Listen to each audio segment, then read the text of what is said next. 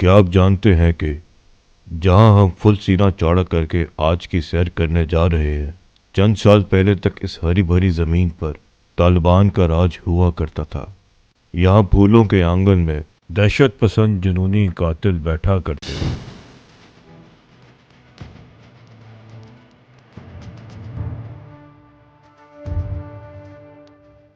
यहाँ के जंगलात में परिंदों की चहचहाहट से ज्यादा गोलियों की आवाजें गूंजती थी। यहाँ बहते चश्मों की जगह खून। और नहीं नहीं, ये कुछ ज्यादा हो गया।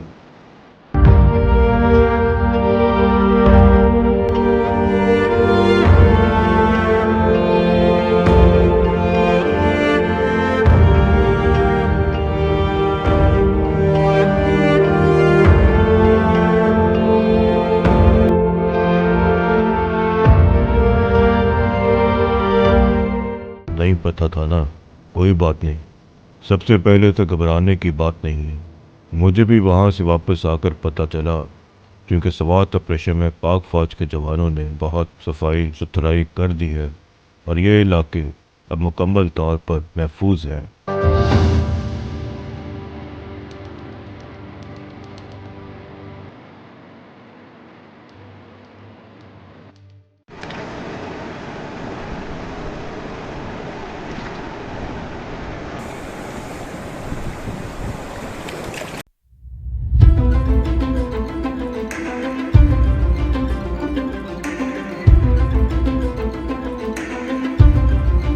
कलाम पहले भी अपनी खूबसूरती की वजह से मशहूर तो था, लेकिन उस सफाई के और नई रोड बनने के बाइस टूरिज्म का हॉटस्पॉट बन गया। लेकिन हाल ही में सैलाब की वजह से सब बर्बाद हो गया। मगर कोई बात नहीं, हम फिर से जिएंगे और रिबिल्ड करना हमें बखूब आता है।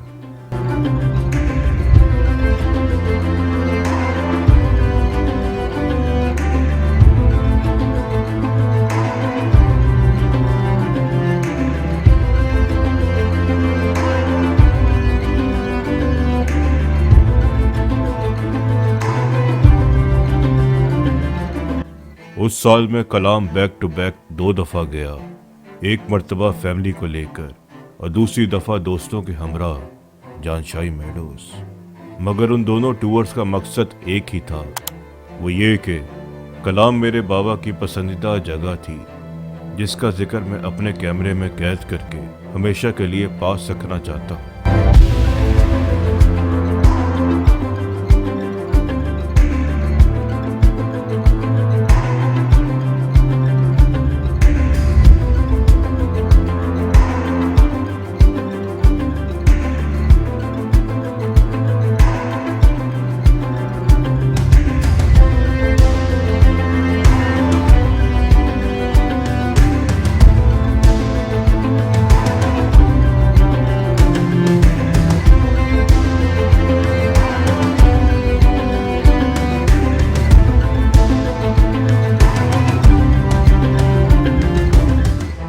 सतह समुंदर से तकरीबन 3188 मीटर की बुलंदी पर वाक़ जानशाही मेडोज वादी कलाम से 13 किलोमीटर के फासले पर वाक़ है।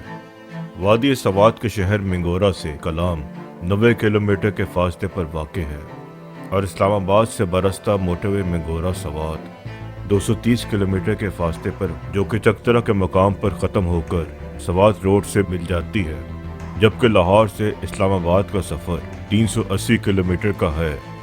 लाहौर से जानशाही मेडोज का कुल सफ़र 713 किलोमीटर का है।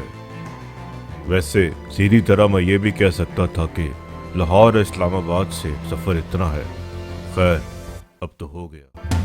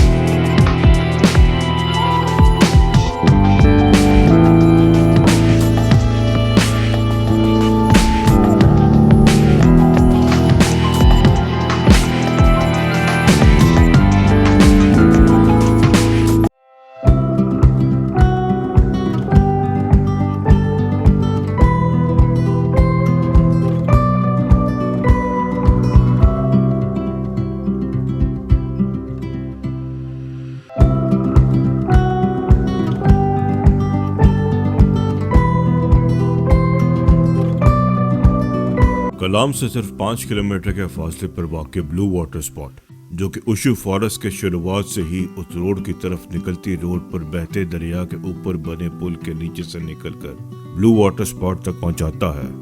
पहली रात कलाम में गुजारकर अगले दिन सुबह उसी रास्ते से गुजरकर उसी पुल के नीचे बैठकर हमने नाश्ता किया।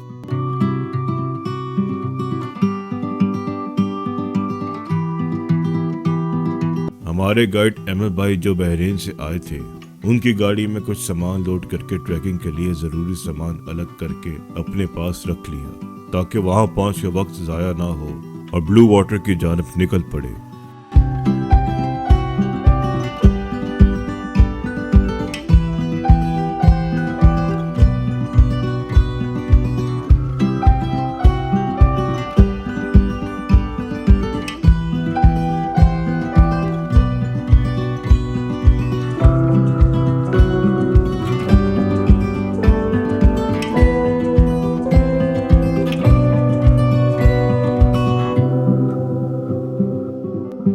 ब्लू वाटर स्पॉट वादी अनाकर में बेशतर झीलों और बेशुमार मेडोज के लिए बेस कैंप के तौर पर भी काम करता है, जिनमें कू या अंदराब झील, मस्तिज झील और जानशाही बांडा शामिल हैं।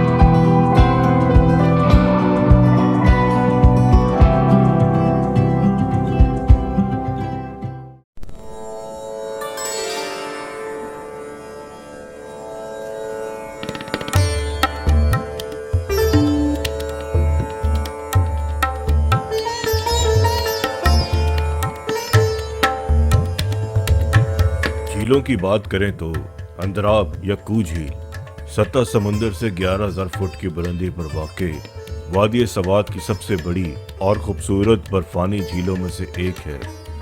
इस झील की रंग बदलती हुई फितरत इसे सवात की दीगर तमाम झीलों से मुख्तलिफ बनाती है। ब्लू वाटर से कू झील तक पहुंचने में 7 से 8 घंटे लगते हैं। यहाँ से 2 ट्रैक निकलते हैं, एक कू झील की जानिब और दूसरा जानशाही बांडा से होता हुआ मस्तिज झील तक पहुंचाता है।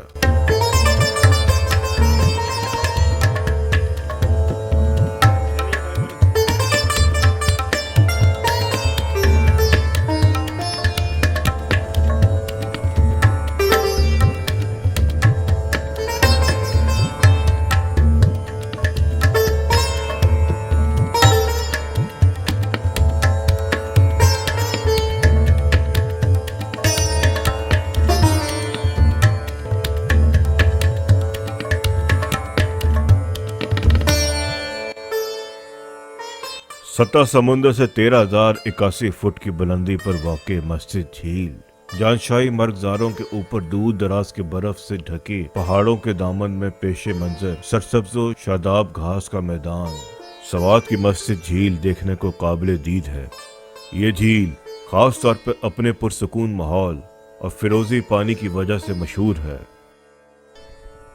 किसी ने कहा है कि ये एक मुनफरिद झील है क्योंकि ये ना सिर्फ मुख्तलिफ जावियों से अपनी शक्ल बदलती है बल्कि अपने पानी का रंग भी बदलती है। कुछ जावियों से पानी साफ नीला है, ऊपर से ये आईने की तरह, जबकि सामने से पानी फिरोजी नीला दिखाई देता है। जानशाही मेडो से इस झील का ट्रैक तकरीबन 8 घंटे का है।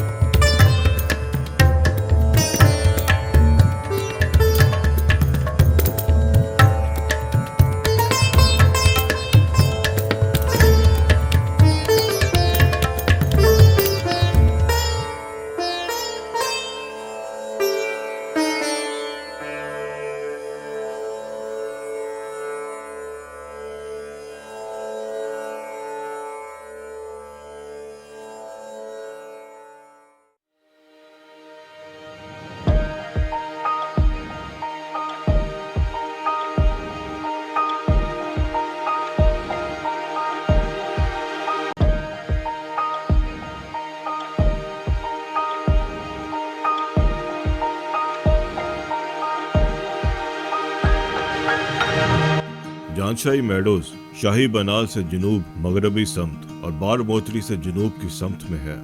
आजादाना बहने वाले पानी से लेकर बुलंद तरीन पहाड़ी चोटियों और जंगलाती पहाड़ियों तक, हरियाली और बेशुमार फूलों के बागात के दामन तक वादी में दरियाफ्त करने के लिए बहुत कुछ है।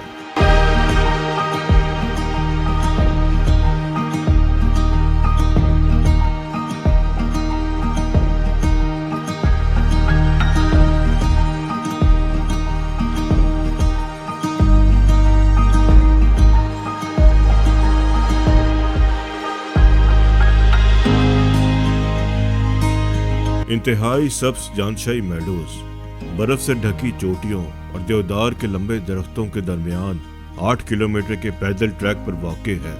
इसके इर्द गिर्द कुदरती जंगलाती पहाड़ियां हैं। इसका ट्रैक बहुत पुरसकून और हरा भरा है।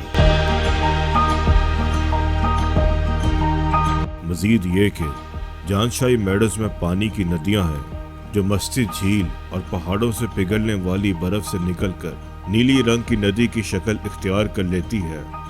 यही नदी ब्लू वाटर स्पॉट में जा गिरती है, जिस वजह से उसे ब्लू वाटर कहा जाता है।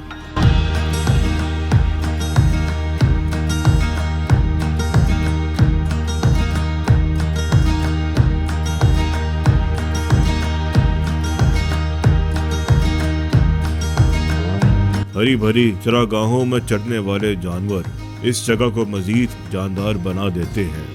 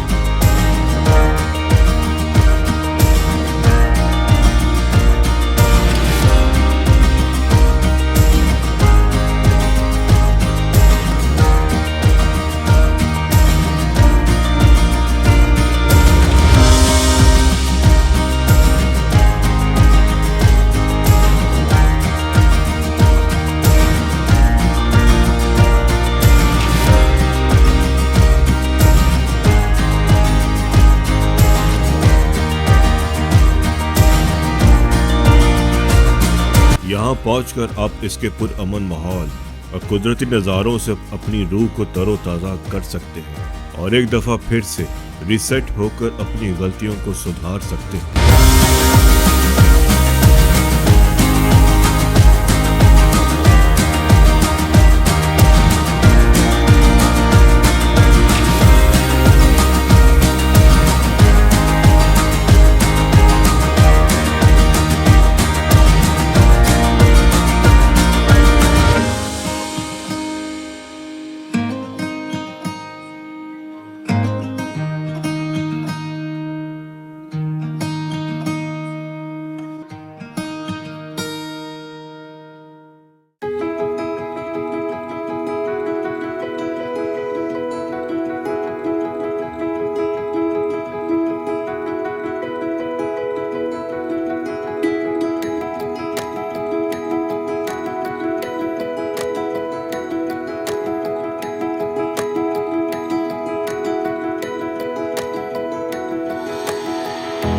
अल्लाह ताला की बनाई हुई हर जगह, खास तौर पर ऐसी छुपी हुई वादियों का रुख करने से इंसान अपने रब के काफी करीब हो सकता है और जिंदगी को सही मायनों में टटोल सकता है।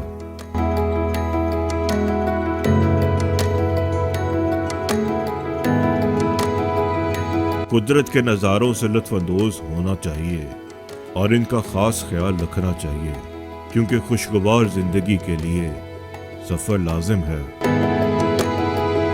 मैं परवेज इकबाल का बेटा यूसुफ, और हम फिर मिलेंगे किसी ऐसी ही गुमनाम वादी में जहां सिवाय अल्लाह के कोई किसी को ना जानता हो।